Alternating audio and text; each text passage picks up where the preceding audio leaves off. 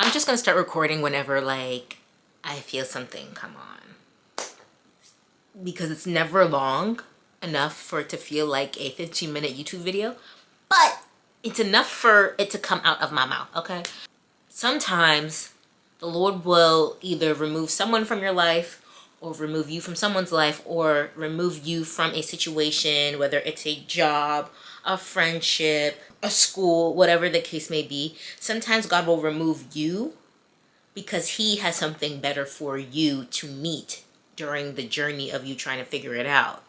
You see, there are moments where we are being removed from situations, whether it's a job and, you know, we thought we were going to get a promotion, but we ended up getting fired. And we're like, what the? Oh, excuse me? Like, why?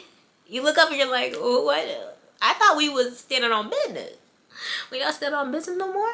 No. No, that's not it.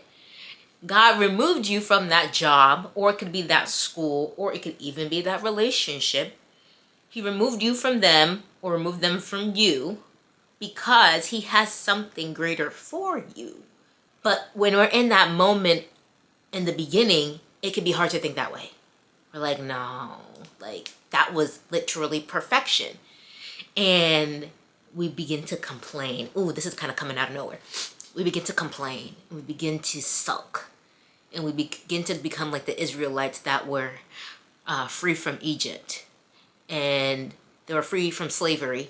And, you know, it came to a point where they began to complain. And they're like, you know, back in Egypt, we had da-da-da-da, we had this, we had that. When in reality, they didn't see what was lying ahead of them because they were so focused on what was behind them.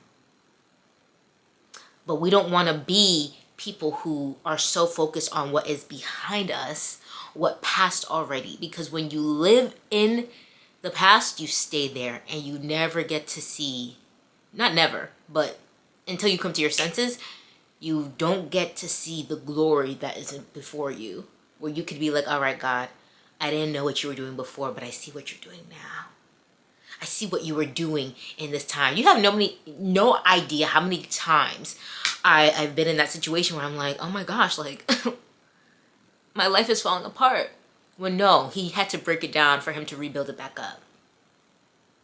Because in him building my life back up in a certain season allowed me to see I was never gonna be able to give him all the glory if I were to be in control.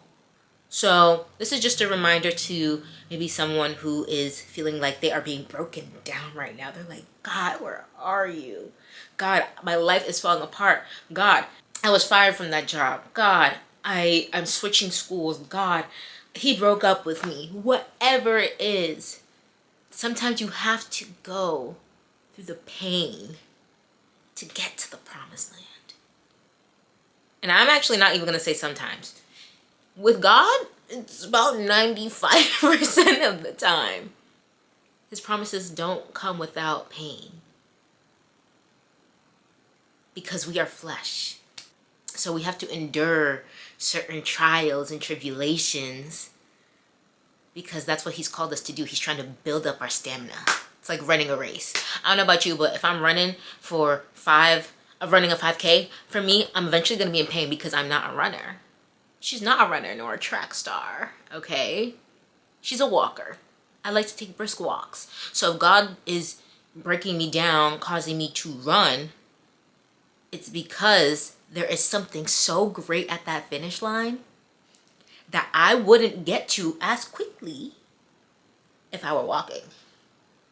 But if I'm complaining half the time, I'm stopping to complain. Oh God, this is so hard. Okay. Oh God, I can't do this anymore. I need a break. It's going to take me double the time to get there. So don't be like the Israelites complaining, God, it was so much easier when we were in slavery. Let him cook so that you can enjoy the glory and give it back to him. And so that others may see, wow, that's what God did for you? I want to allow him to do that for me. So anyways, that's all I wanted to say. I was not intentionally trying to film this in this angle because my desk. But yeah, love you guys so much. And I'm praying that hopefully this resonates with someone. Sincerely, JL.